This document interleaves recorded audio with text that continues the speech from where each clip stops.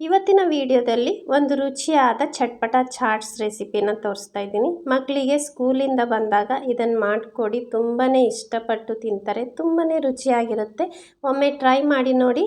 ಎಲ್ರಿಗೂ ನಮಸ್ತೆ, ನಾನು ಸುಪ್ರೀತಾ ಶೆಟ್ಟಿ. ವೆಲ್ಕಮ್ ಟು ಸ್ವಾದ.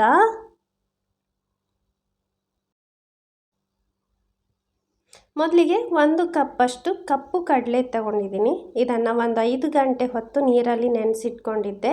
ನಂತರ ಅದಕ್ಕೆ 1 ಕಪ್ಪಷ್ಟು ನೀರು ಹಾಕ್ಕೋಬೇಕು. ನೀರು ಹಾಕ್ಕೊಂಡು ಒಂದು 2 ವಿಸಿಲು ಮೀಡಿಯಮ್ ಫ್ಲೇಮಲ್ಲಿ ಕೂಗಿಸ್ಕೋಬೇಕು. ಜಾಸ್ತಿ ಬೇಯಿಸಬಾರ್ದು, ಮೀಡಿಯಮಲ್ಲಿ ಬೇಯಿಸ್ಕೋಬೇಕು. ಒಂದು 2 ವಿಸಿಲು ಮೀಡಿಯಮ್ ಫ್ಲೇಮಲ್ಲಿ ಕೂಗಿಸಿದ್ರೆ ಸಾಕು. ನಂತರ ತಣ್ಣಗಾದ್ಮೇಲೆ ಮುಚ್ಚಳ ತೆಗೀರಿ.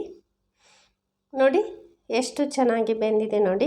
ಜಾಸ್ತಿ ಬೆಂದಿಲ್ಲ, ಹದವಾಗಿ ಬೆಂದಿದೆ ನೋಡಿ. ತೋರಿಸ್ತೀನಿ ಇವಾಗ. ನೋಡಿ ಇಷ್ಟು ಬೆಂದರೆ ಸಾಕು. ನಂತರ ನಾನು ಇದರಲ್ಲಿ ಒಂದು 2 ಟೇಬಲ್ ಸ್ಪೂನಷ್ಟು ಕಡಲೆಯನ್ನು ಒಂದು ಮಿಕ್ಸಿ ಜಾರ್ಗೆ ಹಾಕ್ಕೊಳ್ತಾ ಇದ್ದೀನಿ. ಉಳಿದಿರೋದನ್ನು ನೀರು ಕೂಡ ಹಾಗೆಯೇ ಸೈಡ್ ಇಡ್ತಾ ಇದ್ದೀನಿ. ನಂತರ ಮಿಕ್ಸಿ ಜಾರ್ಗೆ 1 ಟೇಬಲ್ ಸ್ಪೂನಷ್ಟು ಸಣ್ಣದಾಗಿ ಹೆಚ್ಚಿರುವಂಥ ಹಸಿಮೆಣಸು ಹಾಕ್ಕೊಂಡಿದ್ದೀನಿ. ನಂತರ ಸ್ವಲ್ಪ ಕೊತ್ತಂಬರಿ ಸೊಪ್ಪು, ಸ್ವಲ್ಪ ಪುದೀನ ಎಲೆಗಳನ್ನು ಹಾಕ್ಕೊಳ್ತಾ ಇದ್ದೀನಿ. ನಂತರ ಸ್ವಲ್ಪ ನೀರು ಹಾಕ್ಕೊಂಡು ನುಣ್ಣಗೆ ರುಬ್ಕೋಬೇಕು. ರುಬ್ಬಿರೋದನ್ನು ನಾನು ಇದು ಸೈಡ್ ಇಟ್ಕೊಳ್ತೀನಿ. ನಂತರ ಒಂದು ಬಾಣಲೆ ಇಟ್ಕೊಂಡಿದ್ದೀನಿ. ಅದಕ್ಕೆ 1 ಟೇಬಲ್ ಸ್ಪೂನಷ್ಟು ಎಣ್ಣೆ ಹಾಕ್ಕೊಂಡಿದ್ದೀನಿ. ಮೀಡಿಯಮ್ ಫ್ಲೇಮಲ್ಲಿದೆ. ನಂತರ 1/4 ಕಪ್ಪಷ್ಟು ಈರುಳ್ಳಿನ ಸಣ್ಣದಾಗಿ ಹೆಚ್ಚಿಬಿಟ್ಟು ಹಾಕ್ಕೊಂಡಿದ್ದೀನಿ. ಇದನ್ನು ಒಂದು ಸಣ್ಣ ಉರಿಯಲ್ಲಿ 1 ನಿಮಿಷ ಹುರಿದ್ರೆ ಸಾಕು, ಜಾಸ್ತಿ ಹುರಿಬೇಕಂತ ಇಲ್ಲ. ನಂತರ ಒಂದು 1/4 ಟೀ ಸ್ಪೂನಷ್ಟು ಜಜ್ಜಿರುವಂಥ ಶುಂಠಿ ಹಾಕ್ಕೊಂಡಿದ್ದೀನಿ. ಇದನ್ನು ಅಷ್ಟೇ ಹಸಿ ವಾಸನೆ ಹೋಗೋ ತನಕ ಸ್ವಲ್ಪ ಹೊತ್ತು ಹುರಿದ್ರೆ ಸಾಕು. ನಂತರ 1/4 ಕಪ್ಪಷ್ಟು ಹೆಚ್ಚಿರುವಂತಹ ಟೊಮೆಟೊ ತೊಗೊಂಡಿದ್ದೀನಿ. ಇದನ್ನು ಟೊಮೆಟೊ ಸಾಫ್ಟ್ ಆಗೋ ತನಕ ಇದನ್ನು ಚೆನ್ನಾಗಿ ಮಿಕ್ಸ್ ಮಾಡಿಕೊಳ್ಳಿ. ನಂತರ ಇದಕ್ಕೆ ರುಬ್ಬಿರುವಂತಹ ಮಸಾಲೆ ಏನಿದೆ ಅದನ್ನು ಹಾಕ್ಕೊಳ್ತಾ ಇದ್ದೀನಿ. ಸ್ವಲ್ಪ 1-2 ನಿಮಿಷ ಎಣ್ಣೆಯಲ್ಲಿ ಈ ರೀತಿ ಅದನ್ನು ಹುರಿಬೇಕು. ಘಮ ತುಂಬ ಚೆನ್ನಾಗಿ ಬರುತ್ತೆ ಆವಾಗ.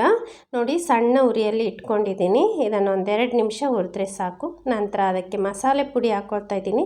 1/4 ಟೀ ಸ್ಪೂನಷ್ಟು ಅರಿಶಿನ ಪುಡಿ, ಅರ್ಧ ಟೀ ಸ್ಪೂನಷ್ಟು ಖಾರದ ಪುಡಿ, 1 ಟೀ ಸ್ಪೂನಷ್ಟು ಚಾಟ್ ಮಸಾಲ ಪೌಡರ್, ರುಚಿಗೆ ತಕ್ಕಷ್ಟು ಉಪ್ಪು. ನಂತರ 1 ಟೀ ಸ್ಪೂನಷ್ಟು ಜೀರಿಗೆ ಪುಡಿ ಹಾಕ್ಕೊಂಡಿದ್ದೀನಿ. ಜೀರಿಗೆ ಪುಡಿಯನ್ನು ನಾನು ಜೀರಿಗೆನ ಹುರಿದುಬಿಟ್ಟು ಪುಡಿ ಮಾಡಿರುವಂಥದ್ದು. ನಂತರ ಇದನ್ನು ಚೆನ್ನಾಗಿ ಮಿಕ್ಸ್ ಮಾಡ್ಕೋಬೇಕು. ನೋಡಿ ಒಮ್ಮೆ ಚೆನ್ನಾಗಿ ಮಿಕ್ಸ್ ಆದ ನಂತರ ನಾನು ಸೈಡ್ ಇಟ್ಕೊಂಡಿದ್ದೀನಲ್ಲ ಸ್ವಲ್ಪ ಕಡಲೆಕಾಳು, ಅದನ್ನು ಹಾಕ್ಕೊಳ್ತಾ ಇದ್ದೀನಿ. ಅದನ್ನು ಚೆನ್ನಾಗಿ ಮಿಕ್ಸ್ ಮಾಡ್ಕೋಬೇಕು. ನೀರು ಕೂಡ ಹಾಕ್ಕೊಂಡಿದ್ದೀನಿ. ನೀರನ್ನು ಚೆಲ್ಲಬೇಡಿ, ನೀರು ಕೂಡ ಹಾಕ್ಕೊಳ್ಳಿ. ಬೇಯಿಸಿರುವಂತಹ ನೀರಲ್ಲಿ ತುಂಬ ಪ್ರೋಟೀನ್ ಇರ್ತದೆ. ನಂತರ ಇದನ್ನು ಮುಚ್ಚಳ ಮುಚ್ಚಿಬಿಟ್ಟು 1-2 ನಿಮಿಷ ಸಣ್ಣ ಉರಿಯಲ್ಲಿ ಕುದಿಸ್ಕೋಬೇಕು. ನೋಡಿ ಕುದಿ ಬಂದಿದೆ ನೋಡಿ. ಇದನ್ನು ಒಮ್ಮೆ ಚೆನ್ನಾಗಿ ಮಿಕ್ಸ್ ಮಾಡ್ಕೊಳ್ಳಿ. ನಂತರ ಫ್ಲೇಮ್ ಆಫ್ ಮಾಡಿಬಿಟ್ಟು 1 ಟೇಬಲ್ ಸ್ಪೂನಷ್ಟು ಲಿಂಬೆಹಣ್ಣಿನ ರಸ ಹಾಕ್ಕೊಳ್ತಾ ಇದ್ದೀನಿ. ಲಿಂಬೆಹಣ್ಣಿನ ರಸ ಹಾಕೋದ್ರಿಂದ ಇನ್ನೂ ರುಚಿ ತುಂಬ ಚೆನ್ನಾಗಿರ್ತದೆ. ಹುಳಿ ಹುಳಿಯಾಗಿ ತುಂಬ ಚೆನ್ನಾಗಿರ್ತದೆ ರುಚಿ. ನೋಡಿ ಇವಾಗ ಮಸಾಲೆ ರೆಡಿ ಆಯಿತು. ಇದನ್ನು ಸರ್ವ್ ಮಾಡೋದು ಹೇಗಂತ ಹೇಳ್ತೀನಿ. ಮೊದಲು ಮಸಾಲೆನ ಹಾಕ್ಕೋಬೇಕು.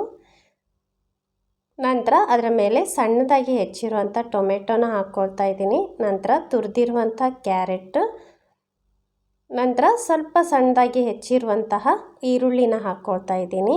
ನಂತರ ಸ್ವಲ್ಪ ಕೊತ್ತಂಬರಿ ಸೊಪ್ಪು, ಕೊನೆಯದಾಗಿ ಶೇವನ್ನು ಹಾಕಿಬಿಟ್ಟು ಅದನ್ನು ಸರ್ವ್ ಮಾಡಬೇಕು. ತುಂಬಾ ರುಚಿಯಾಗಿರುತ್ತೆ. ಒಮ್ಮೆ ಟ್ರೈ ಮಾಡಿ ನೋಡಿ. ಎಲ್ರಿಗೂ ಇಷ್ಟ ಆಗುವಂಥ ರೆಸಿಪಿ ಇದು. ನನ್ನ ಈ ರೆಸಿಪಿ ನಿಮ್ಗೆ ಇಷ್ಟ ಆದರೆ ಪ್ಲೀಸ್ ಲೈಕ್ ಮಾಡಿ, ಶೇರ್ ಮಾಡಿ. Thank you so much for watching.